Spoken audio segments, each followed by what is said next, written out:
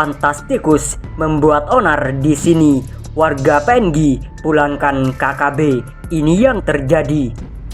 Keberadaan kelompok kriminal bersenjata KKB Papua terendus di wilayah Papua Nugini (PNG).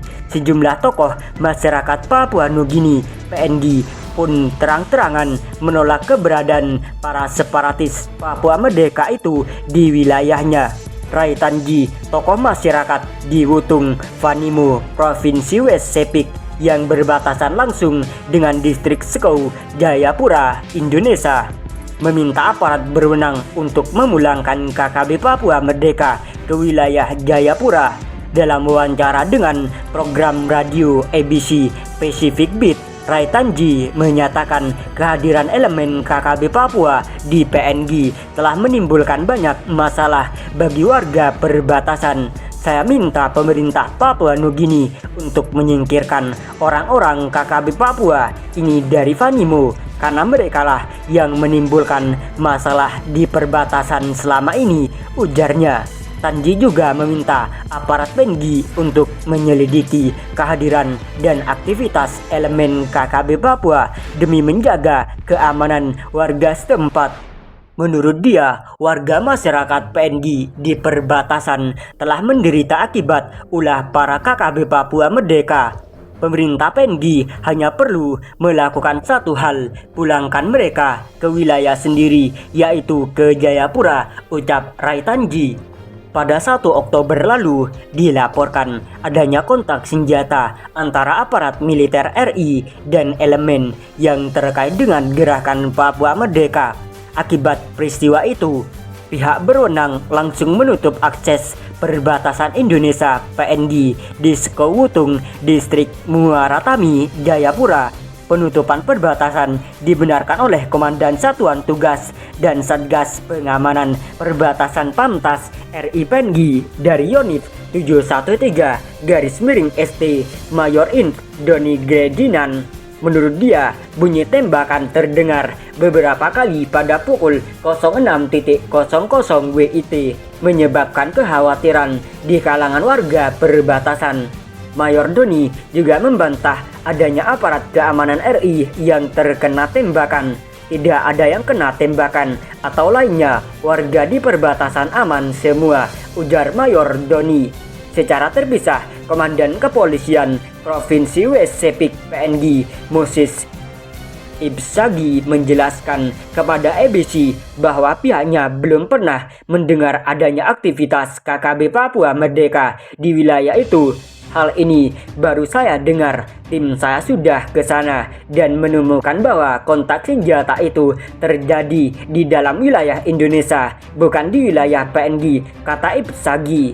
Dia menjelaskan bahwa warga PNG sudah sementara diminta tidak mengunjungi perbatasan karena pertimbangan keamanan. Kami minta para warga untuk jangan menyeberang perbatasan untuk sementara sampai situasi membaik, katanya.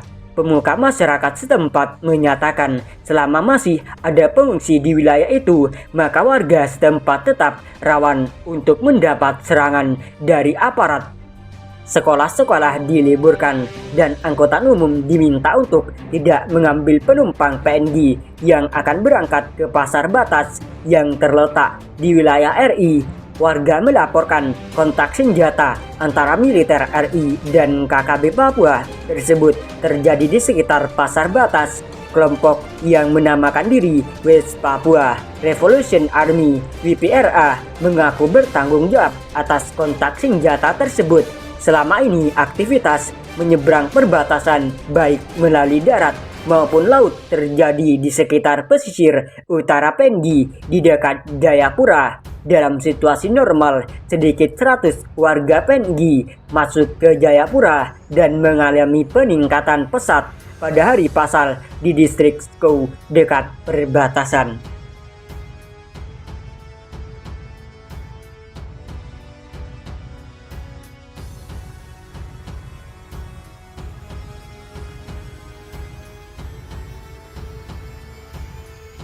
KKB ketar-ketir tak menemui siapa yang menyerang markas mereka.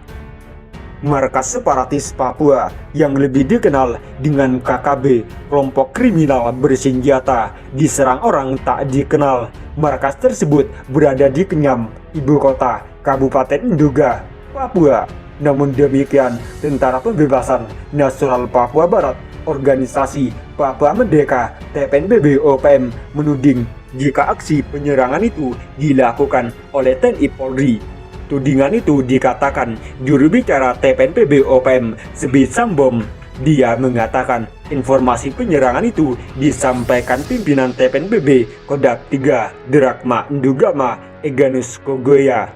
Penyerangan dilakukan TNI Polri pada 29 Maret 2022, membombardir Kenyam dengan menggunakan bom mortir. Jelas dia dalam keterangan tertulis. Dengan adanya penyerangan itu, kata dia, Markas Pusat Komnas TPNPB OPM mengumumkan berita perang untuk selama sepekan, yaitu di hal ini kami lakukan karena pekan lalu kami mengalami gangguan jaringan internet selama 1 minggu, terang dia.